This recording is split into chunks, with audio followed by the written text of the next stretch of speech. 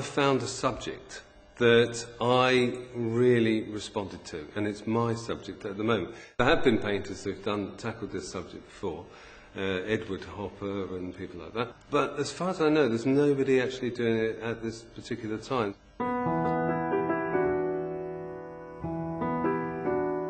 It's an exhibition is solely about one strip pub in London, and what life is like there, really. It's just an aspect from one point of view in that particular strip pub, looking towards the stage in between me and the audience.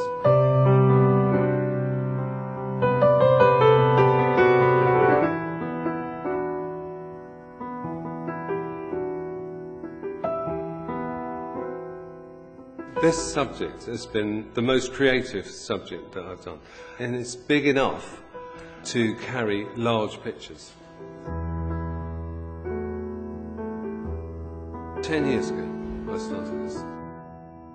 So it started off just doing the drawings, and then you work up and you try and do pastels and then prints, and then it's gone on to oils and then the bigger oils. And you need to go through all these processes to build up, and it's like building up information.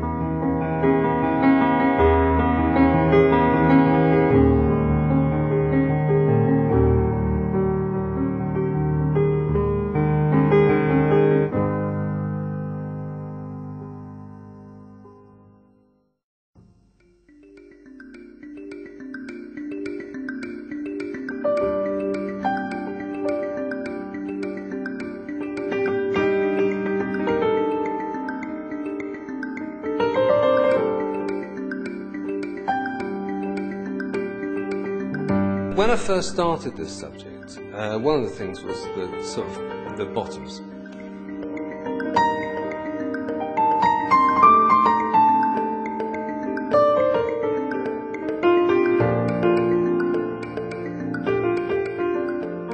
Now, there's a wonderful painting by Rembrandt, and it's called The Rape of Ganymede. And it's actually of a young boy being taken up by an eagle, and it's got a beautiful bottom with dimples and stuff. And really, that's such a lovely shape, and that's really what I was thinking of there.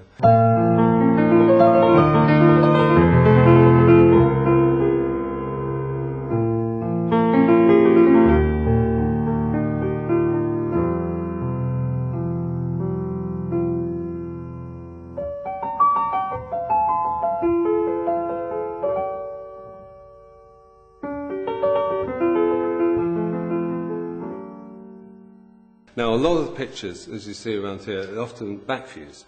And the back view is because it's the biggest form that you can take in when these movements are happening. You're trying to draw in seconds. You're trying to draw something that's gone. She's gone over the other side of the stage, you know. So largely it depends on this bigger form, which is the back and the bottom. So it tends all to be about that.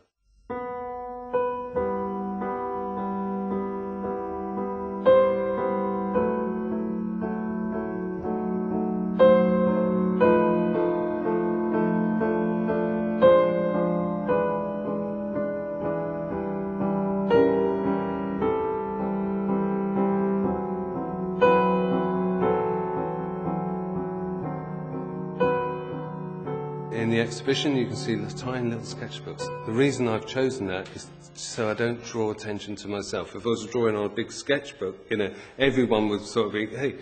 But the one thing that happens there is as soon as that girl is on stage, there's nobody looking back at what this guy's doing in a book. So I've got that advantage.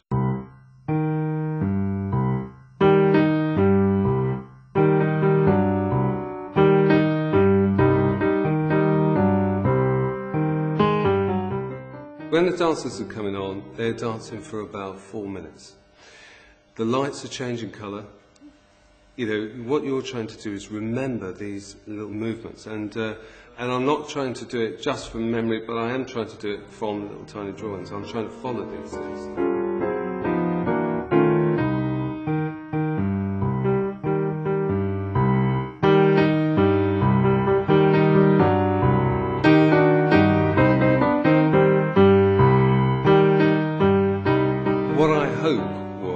This exhibition, that you get a sense of movement through looking through one picture to another picture.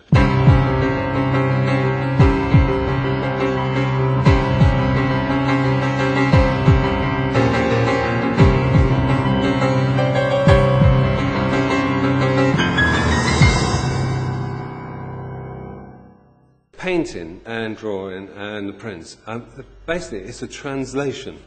You've translated the subject into something else.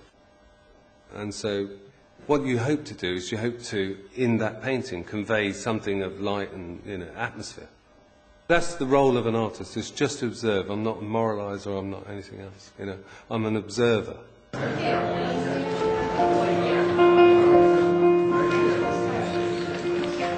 It's very difficult for me to say whether I've achieved this or not. Other people may be able to see if I've achieved any kind of atmosphere in these pictures.